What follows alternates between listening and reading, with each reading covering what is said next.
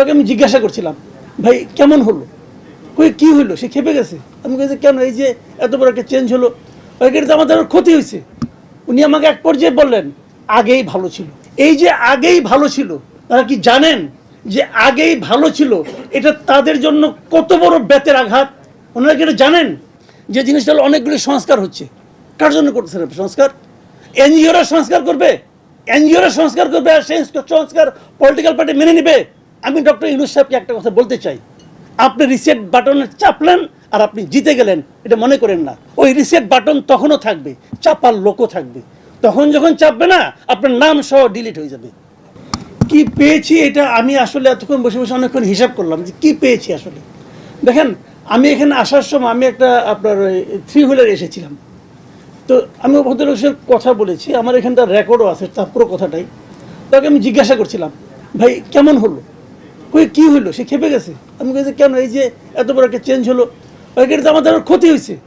আমি বলছি কেন, আমি এখন সারাদিনে যে ইনকাম করি এটা যে আগে তো আমি চলতে পারতাম, এখন তো আমি চলতে পারতেছি না। তো এটা কিন্তু রিয়েলিটি। এবং এক পর্যায়ে ভদ্রলোকের বাড়ি হলো ভোলা, নাম হলো তার রায়হান। উনি আমাকে এক পর্যায়ে বললেন আগেই ভালো ছিল। এই যে আগেই ভালো ছিল, this is the magic sentence. আমাদের সরকার, বর্তমান সরকার, তারা কি এই ব্যাপারে অ্যাওয়ার? তারা কি জানেন যে আগেই ভালো ছিল এটা তাদের জন্য কত বড় বেতের আঘাত? ওনারা কি এটা জানেন? আমার মনে হয় ওনারা জানেন না। ওনারা এখনো কল্পনার জগতে বাস করতেছেন। এবং তারও চেয়ে বড় কথা, তাদেরকে জানানোর কোনো লোক নাই যে জিনিসটা হলো অনেকগুলি সংস্কার হচ্ছে, 6টা কমিটি হয়েছে। এই সংস্কারগুলো আপনারা কার জন্য করতেছেন? আপনারা যখন করবেন তারপরে একটা পলিটিক্যাল পার্টি আসবে না ক্ষমতায়? আসবে তো, যে পার্টি আসুক। যে ধরলাম যে ওই রাশেদ খানের পার্টি আসলো, তো যাদের পার্টি আপনি আনবেন, অথবা বিএনপি আসলো, তাদের লোককে আপনারা সংস্কার রাখেন না কেন? কার জন্য করতেছেন সংস্কার? এনজিওরা সংস্কার করবে, এনজিওরা সংস্কার করবে, আর সেই সংস্কার পলিটিক্যাল পার্টি মেনে নেবে। আমি ডক্টর ইউনূস সাহেবকে একটা কথা বলতে চাই, রিসেট বাটনে এমনভাবে চাপুন যেন খুব নিকটবর্তী ভবিষ্যতে আবার কেউ রিসেট বাটনে চাপতে তার না হয়। এই জিনিসটা মাথায় রাখবেন। আপনি রিসেট বাটনে চাপলেন আর আপনি জিতে গেলেন, এটা মনে করেন না। ওই রিসেট বাটন তখনও থাকবে, চাপার লোকও থাকবে। তখন যখন চাপবে না, আপনার নাম সহ ডিলিট হয়ে যাবে। আমরা আগে বলতাম যে শেখ হাসিনাকে আমরা ফ্যাসিস্ট বানিয়ে দিয়েছি, সবাই মিলে বানিয়ে দিয়েছে, আপনার কোনো ভুল নাই, আপনার কোনো ভুল নাই।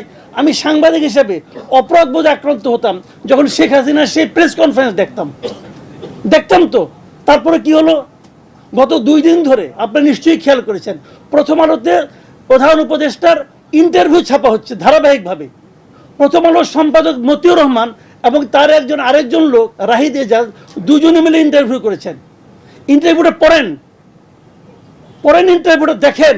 ওনারা প্রাইম মিনিস্টারের অনুষ্ঠানে যেতে পারতেন না গত 15 বছর, কিন্তু যখন ওনারা যেতে পারলেন প্রধান উপদেষ্টার কাছে, কত ড্রাম তেল নিয়ে গিয়েছিলেন। পড়েন, কি ডিফারেন্স আছে, কি পার্থক্য আছে। ভাইরে, সুযোগ পেলে সবাই স্বৈরাচারী, সুযোগ পেলে সবাই তৈল মর্দনকারী। বড় বড় ডায়লগ দিয়ে লাভ নাই।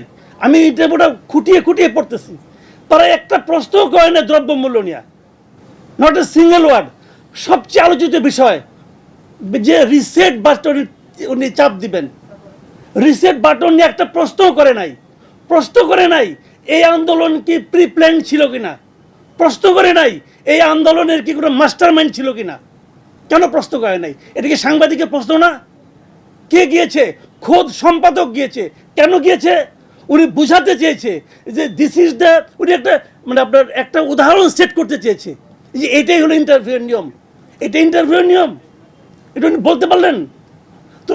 এইগুলি হলো আমাদের দেশের অবস্থা। সবসময় রেডি থাকে। গত 10 বছর 15 বছর তোমরা করেছো দালালি, এখন আমরা করবো দালালি। এই তো হচ্ছে পার্থক্যটা। মাঝখান থেকে আমার ওই স্কুটারওয়ালা বলে আগেই ভালো ছিল।